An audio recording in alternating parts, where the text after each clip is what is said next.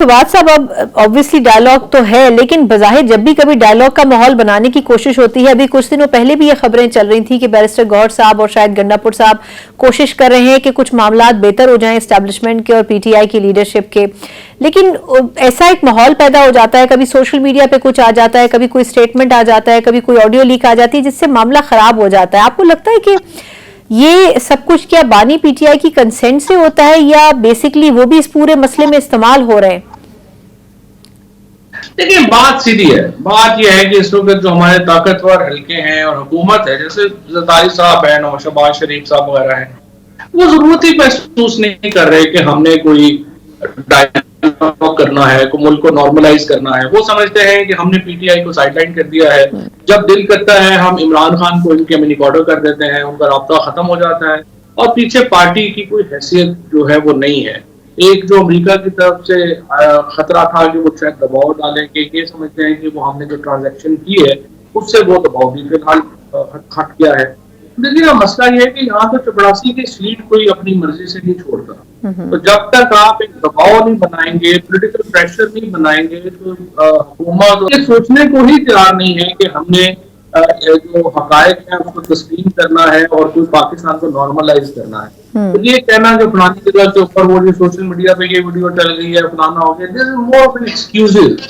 इनकी कोई अपना इंपॉर्टेंस तो नहीं है। जब मुज़ाकरात सीरियस करने होंगे तब इस तरह की चीजें जो है वो इग्नोर होके आगे आप बढ़ेंगे। लेकिन इस वक्त मेरे ख्याल में हुकूमत को और एस्टैब्लिशमेंट को लगता है कि हम पे कोई दबाव नहीं है, तो हमें क्या मजबूरी है, क्यों हम डायलॉग करें।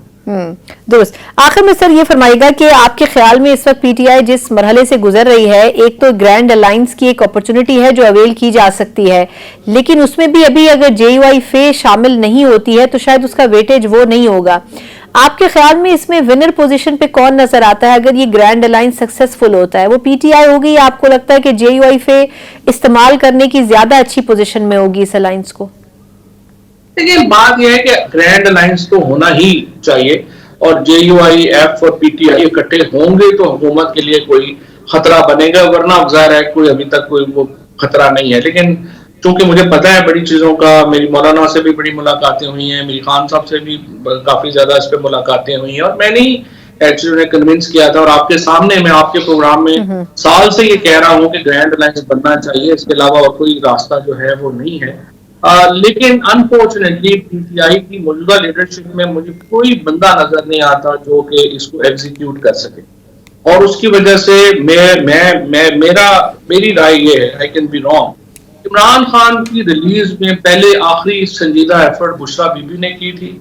अब भी अगर इमरान खान की बहनें अगर इसको रिलीज नहीं करती और वो दूसरों पे छोड़ देंगी तो देखें ये पीटीआई नहीं उठ सकती। ना वर्कर किसी और के साथ जुड़ता है, ना कोई इस लीडरशिप का कोई कद है। मसलन आप इन लोगों को, आप इतने सालों से आप प्रोग्राम कर रही हैं, सहाफत से वाबस्ता है, आप तो इन लोगों को जानती ही नहीं है कि ये कहां से आए हैं। ये कोई 8 महीने का है, कोई 10 महीने का है।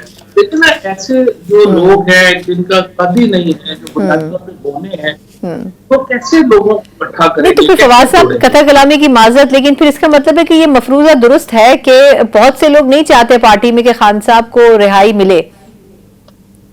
देखिए, मेरे ख्याल में ये भी हो सकता है कि चाहते हो कि रिहाई मिले, बट कैपेसिटी भी तो चाहिए ना। तो they don't have capacity. I am not saying पता नहीं इनमें से कोई होगा। और फौज के साथ या एस्टैब्लिशमेंट के साथ ताल्लुकात होना सच्ची बात है, बुरी बात भी नहीं है।